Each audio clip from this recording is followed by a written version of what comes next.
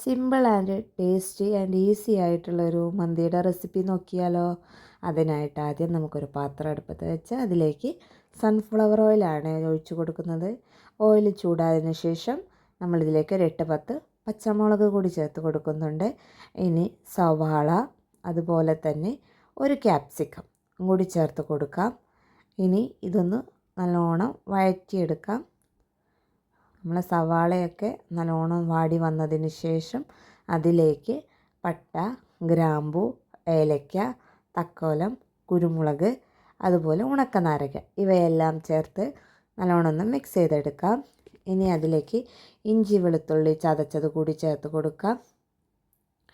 അതിന് ശേഷം അത് നല്ലോണം ഒന്ന് മിക്സ് ചെയ്തെടുക്കാം. അടി പിടിക്കാതെ ശ്രദ്ധിക്കണം. ഇനി ഇതിലേക്ക് നമുക്ക് തക്കാളി, അതുപോലെ മാഗി ക്യൂബ് ഇവ രണ്ടും കൂടി ചേർത്ത് കൊടുക്കാം.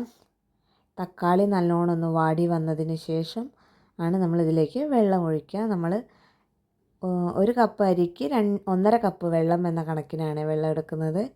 അങ്ങനെ നമുക്കിതിലേക്ക് ഇനി വെള്ളം ചേർത്ത് കൊടുക്കാം.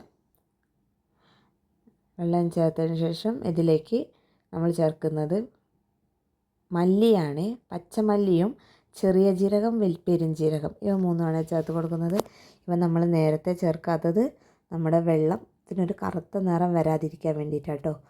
ഇനി ഇതിലേക്ക് നമ്മൾ കഴുകി വൃത്തിയാക്കി മാറ്റി വെച്ച ചിക്കൻ ചേർത്ത് കൊടുക്കാം. ചിക്കനും ചേർത്ത് നല്ലോണം ഒന്ന് മിക്സ് ചെയ്തെടുക്കാം. ഇനി ഇതിലേക്ക് നമ്മൾ ഇതുവരെ ഉപ്പൊന്നും ചേർത്തിട്ടില്ല. ഇനി ചിക്കൻ വേവാനുള്ള ഉപ്പ് ചേർത്ത് കൊടുത്ത് നല്ലോണം ഒന്ന് മിക്സ് ചെയ്തെടുത്താൽ ഇനി നമുക്കിത് അടച്ച് വെച്ച് ചിക്കൻ ഒന്ന് വേവുന്നത് വരെ വെയിറ്റ് ചെയ്യാം. അങ്ങനെ നമ്മുടെ ചിക്കനൊക്കെ വെന്ത് വന്നിട്ടുണ്ട്.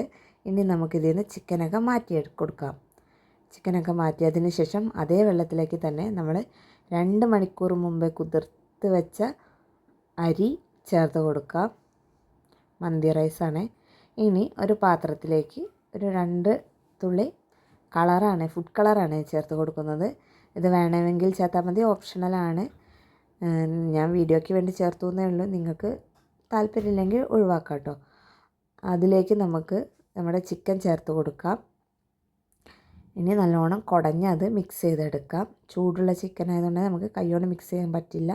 അതുകൊണ്ട് കുടഞ്ഞ് നമുക്കത് മിക്സ് ചെയ്തെടുക്കാം. ഈ സമയം കൊണ്ട് നമ്മുടെ ചോറ് ഏകദേശം വെന്ത് തുടങ്ങിയിട്ടുണ്ട്. അങ്ങനെ നമ്മൾ ആ ചിക്കൻ അടുപ്പത്ത് ഫ്രൈ ചെയ്യാൻ വേണ്ടി വെച്ചിരുന്നു. ഇനി നമുക്ക് ചിക്കനെല്ലാം തിരിച്ചിട്ട് കൊടുക്കാം. തിരിച്ചിട്ട് 2 ഭാഗവും ഫ്രൈ ആയി വരുന്നവരെ വെയിറ്റ് ചെയ്യാം. അങ്ങനെ ഫ്രൈ ആയ ചിക്കനെല്ലാം നമുക്ക് നമ്മുടെ റൈസിൻ്റെ മുകളിലേക്ക് നിരത്തി കൊടുക്കാം. ചുറ്റും നിരത്തിയതിന് ശേഷം നമ്മൾ ചാർക്കോൾ കത്തിക്കാനായിട്ട് കണലാണ് ഉപയോഗിക്കുന്നത്.